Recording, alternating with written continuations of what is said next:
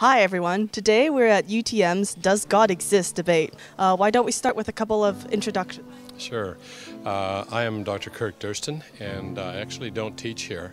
I work for Power to Change, and my area is specifically to research and write and speak on issues pertaining to the intersection of God, philosophy, and science.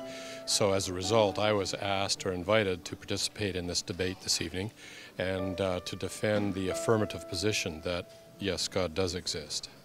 I'm Mohan Matthen. I'm in the philosophy department, and I will be taking the side against the belief in God tonight. So apart from just being invited here, what else drew you to this particular debate? Well, the question is, we have found, is one of the most interesting questions for university students to come to, just judging by the attendance. It also has massive philosophical implications either way. If there is no God or if there is a God, huge philosophical implications. So I think it's very important for everybody, and specifically students here, to think about these things. I've done it once or twice before.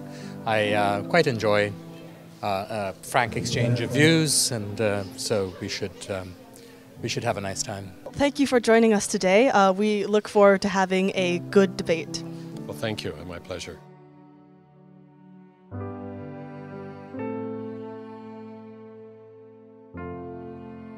What I'm talking about. My underlying idea, though, there is a suggestion I want to make as I argue for the affirmative, and that is the answer to this question is not difficult to find. God may be much closer than you suspect.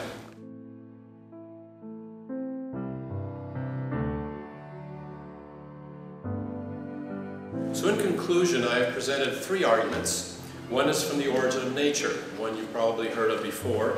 The second from history, perhaps you've heard of that one. And then a very difficult argument to defend, a very subjective one, the argument from your own personal experience.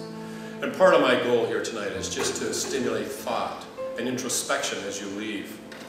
But what I want to suggest to you is that God is much closer than you think, and the answer is much easier to find than you may have thought.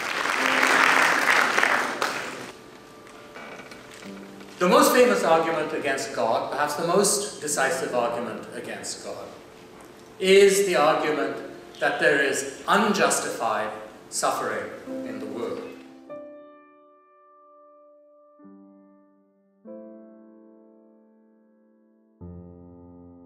I want to end with the mysteries of love. Surely there are excellent evolutionary reasons why we humans care about each other.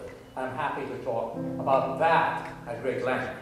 There isn't any reason to think that we need God the legislator for such an elementary function.